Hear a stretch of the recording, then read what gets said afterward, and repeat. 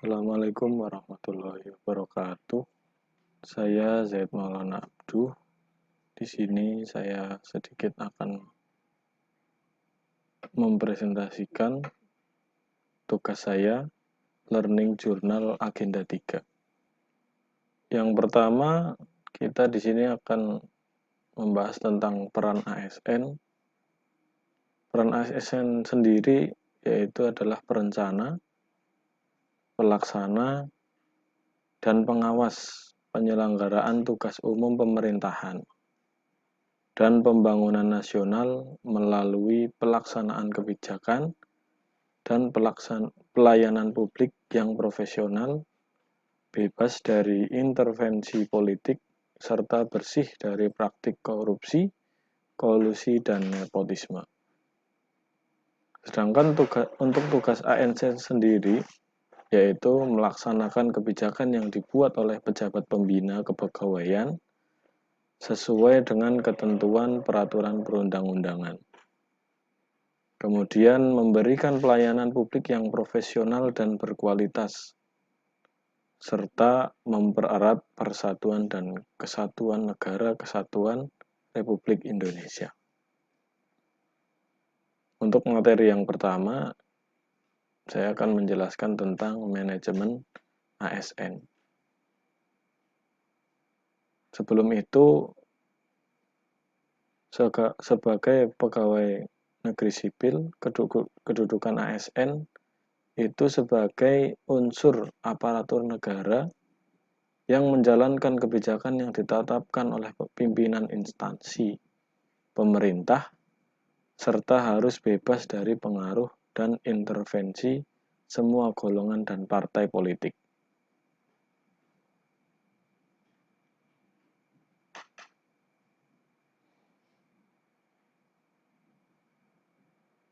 Sebagai ASN tentunya mempunyai hak dan kewajiban.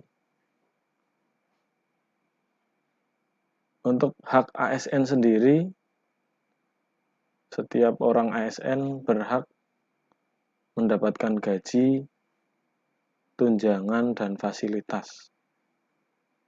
Kemudian berhak pula mendapatkan cuti. Berhak juga mendapat jaminan pensiun dan jaminan hari tua. Dan tentunya mendapat perlindungan, serta berhak mendapatkan pengembangan kompetensi. Setelah seorang ASN mempunyai hak-haknya, tentunya juga akan mempunyai kewajiban. Untuk kewajiban ASN sendiri, yaitu setia dan taat pada Pancasila, Undang-Undang Dasar 1945, Negara Kesatuan Republik Indonesia, dan pemerintah yang sah. Menjaga persatuan dan kesatuan bangsa. Melaksanakan kebijakan yang dirumuskan pejabat pemerintah yang berwenang. Menaati ketentuan peraturan perundang-undangan. Melaksanakan tugas kedinasan dengan penuh pengabdian, kejujuran, kesadaran, dan tanggung jawab. Menunjukkan integritas dan keteladanan dalam sikap, perilaku, ucapan, dan tindakan kepada setiap orang, baik di dalam maupun di luar kedinasan. Menyimpan rahasia jabatan dan hanya dapat mengemukakan rahasia jabatan sesuai dengan ketentuan peraturan perundang-undangan dan bersedia ditempatkan di seluruh wilayah negara kesatuan Republik Indonesia. Ada kode etik ASN. Kode etik dan kode perilaku bertujuan untuk menjaga martabat dan kehormatan seorang ASN. Untuk fungsinya sendiri, yaitu sebagai pedoman, panduan birokrasi publik, atau aparatur sipil negara dalam menjalankan tugas dan kewenangan agar tindakannya dinilai baik. Kemudian sebagai standar penilaian sifat, perilaku, dan tindakan birokrasi publik aparatur sipil negara dalam menjalankan tugas dan kewenangannya. Dan etika birokrasi penting sebagai panduan norma bagi aparat birokrasi dalam menjalankan tugas pelayanan pada masyarakat dan menempatkan kepentingan publik di atas kepentingan pribadi, kelompok, dan organisasinya. Dalam manajemen ASN diterapkan pula sistem merit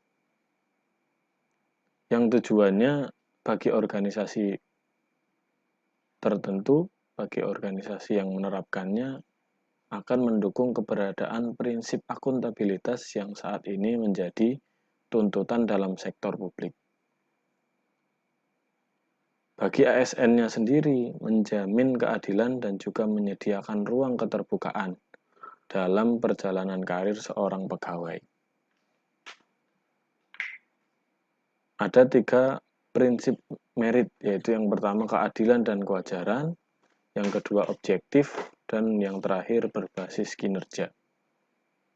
Untuk pelaksanaannya bisa disusun mulai dari penyusunan dan penetapan kebutuhan, kemudian penilaian kinerja, dan juga pengembangan kompetensi, promosi, mutasi, dan penghargaan.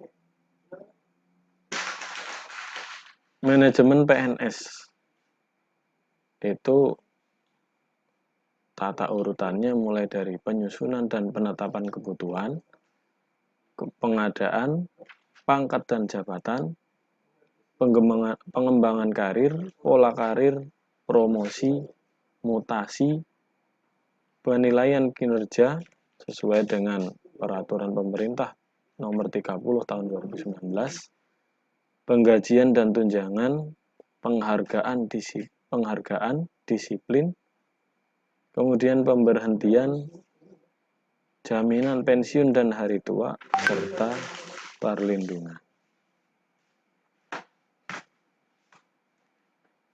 Kemudian saya akan menerangkan tentang pelayanan publik.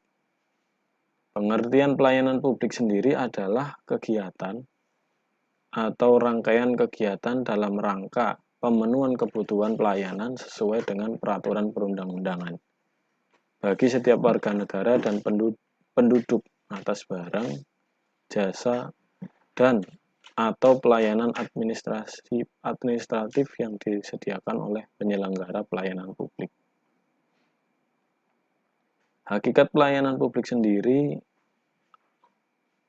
pada hakikatnya pemberian pelayanan prima kepada masyarakat yang merupakan kewajiban aparatur negara sebagai abdi masyarakat sesuai dengan keputusan Menteri Pendayagunaan Aparatur Negara atau Menpan nomor 63 /Kep /M.Pan/7/2003.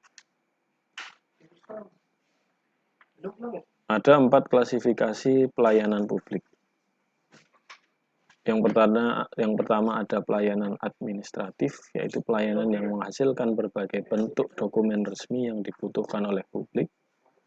Pelayanan barang, yaitu pelayanan yang menghasilkan berbagai bentuk jenis barang yang digunakan oleh publik. Pelayanan jasa, yaitu pelayanan yang menghasilkan berbagai jasa yang dibutuhkan oleh publik. Dan pelayanan regulatif, yaitu pelayanan melalui penegakan hukum dan peraturan perundang-undangan maupun kebijakan publik yang mengatur sendi-sendi kehidupan masyarakat. Prinsip-prinsip pelayanan publik yaitu kesederhanaan, kejelasan, kepastian waktu, akurasi, keamanan, tanggung jawab, kelengkapan sarana dan prasarana, kemudahan akses, kedisiplinan, kesopanan dan keramahan, serta kenyamanan. Langkah strategis yang dapat dilakukan dalam peningkatan pelayanan publik, yaitu bisa dimulai dari membangun kesadaran melayani bagi aparatur, membangun kesadaran masyarakat sebagai konsumen dengan membuka kesempatan yang seluas-luasnya kepada masyarakat baik langsung maupun melalui media massa untuk menyampaikan saran dan atau pengaduan mengenai pelayanan masyarakat, memberikan reward dan punishment yang seimbang, mengadakan kompetensi pelayanan untuk instansi yang memberikan pelayanan sejenis, melaksanakan perbaikan mutu pelayanan publik, menciptakan standar pelayanan umum. Karakteristik aparatur profesional yaitu melaksanakan tugas dengan terampil, kreatif, dan inovatif, mempunyai komitmen yang kuat terhadap tugas dan program, komitmen terhadap pelayanan publik, bekerja berdasarkan sifat dan etika profesional, memiliki daya tanggap atau responsiveness dan akuntabilitas atau accountability, memiliki derajat otonomi yang penuh rasa tanggung jawab dalam membuat keputusan, dan memaksimalkan efisiensi dan kreativitas. Untuk materi yang terakhir, saya akan menerangkan tentang Whole of Government. Whole of Government atau WOG adalah sebuah pendekatan penyelenggaraan pemerintahan yang menyatukan upaya-upaya kolaboratif pemerintahan dari keseluruhan sektor dalam ruang lingkup koordinasi yang lebih luas, guna mencapai tujuan-tujuan pembangunan kebijakan, manajemen program, dan pelayanan publik. Mengapa WOG penting? Ada beberapa faktor yang mendukung pentingnya penerapan WOG. Dari faktor eksternal, adanya dorongan publik dalam mewujudkan integrasi kebijakan, program pembangunan, dan pelayanan agar tercipta penyelenggaraan pemerintahan yang lebih baik. Faktor internal, ketimpangan kapasitas sektoral sebagai akibat dari adanya nuansa kompetisi antar sektor dalam pembangunan, dan juga keberagaman latar belakang. Keberagaman latar belakang nilai, budaya, adat istiadat, serta bentuk latar belakang lainnya mendorong adanya potensi disintegrasi bangsa.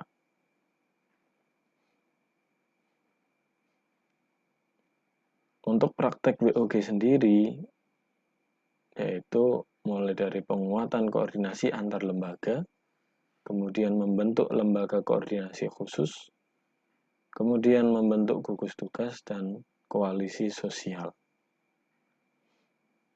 Tantangan yang akan dihadapi dalam penerapan WOG, apa yang di situ akan menjadi sebab tersuksesnya WOG, yaitu yang pertama ada kapasitas SDM dan institusi, kemudian yang kedua ada nilai dan budaya organisasi, dan yang ketiga adalah faktor dari kepemimpinan. Praktek WOG dalam pelayanan publik. Pelayanan yang bersifat administratif, pelayanan publik yang menghasilkan berbagai produk dokumen resmi yang dibutuhkan warga masyarakat. Pelayanan jasa, pelayanan yang menghasilkan berbagai bentuk jasa yang dibutuhkan warga masyarakat, seperti pendidikan, kesehatan, ketenagakerjaan, perhubungan, dan lainnya. Pelayanan barang, pelayanan yang menghasilkan jenis barang yang dibutuhkan warga masyarakat, seperti misalnya jalan, perumahan, jaringan telepon, listrik, air bersih, dan seterusnya. Dan kemudian ada pelayanan regulatif, yaitu pelayanan melalui penegakan hukuman dan peraturan perundang-undangan maupun kebijakan publik yang mengatur sendi-sendi kehidupan masyarakat. Dan ada 5 pola pelayanan, yaitu pola pelayanan teknis fungsional, pola pelayanan satu atap, pola pelayanan satu pintu, pola pelayanan terpusat, dan pola pelayanan elektronik. Mungkin sekian sedikit pemaparan tugas dari saya. Kurang lebihnya saya mohon maaf yang sebesar-besarnya. Atas perhatiannya saya ucapkan terima kasih yang sebanyak-banyaknya. Assalamualaikum warahmatullahi wabarakatuh.